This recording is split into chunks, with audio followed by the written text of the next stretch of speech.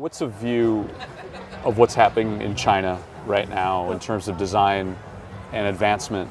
And there's a lot of talk, Alfonso, of the overtaking, the Chinese influence that's overtaking most of the world. Maybe not North America yet, but it should.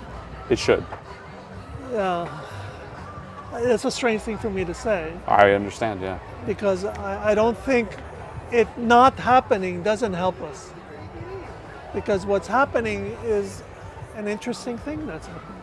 In that by decision making, by prototyping speed, by decision making again, because it's not, people think they just make a decision and they make it.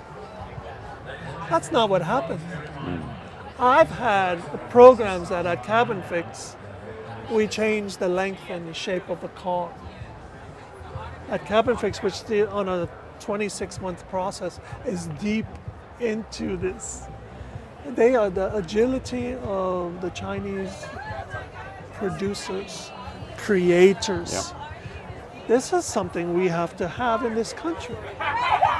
Because we, in the long term, of course, countries have to defend, but I want the country that accepted my family from Cuba to be number one. Right.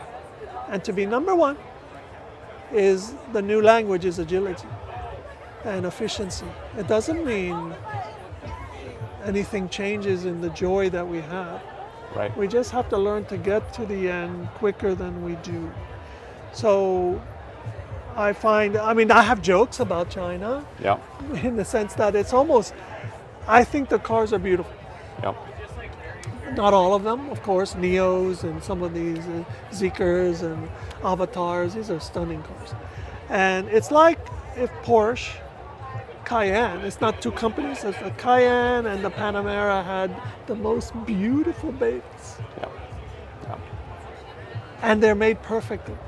And they're more flush than a Porsche, they're more amazing. They go 3 times farther than a car that we make. And in China, the difficulty for us is, as designers, we always think you have to go away from the core to be noticed. The sensitivity of the Chinese customer doesn't have the same need as an American customer. They're expecting you to perfect what they already love. They're not so patient or interested in taking them over there. No, that's not necessary, and you lose market.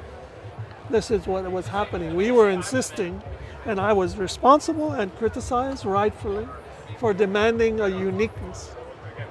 And it was a learning for myself to, when we did the N7, is to love what is happening in China and make it incrementally unique and special, but it's in that world.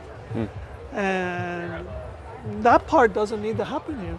The part that needs to happen here is everything we do, let's do it in a way where we eliminate waste, bureaucracy.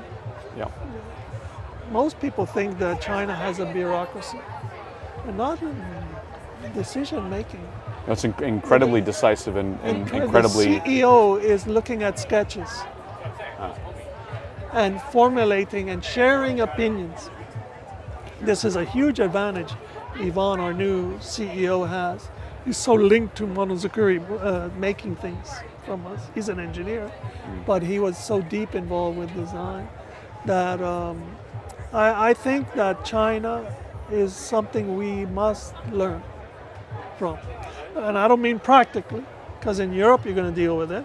Mexico, you're dealing with it. We're defending. We're number one in Mexico as a brand.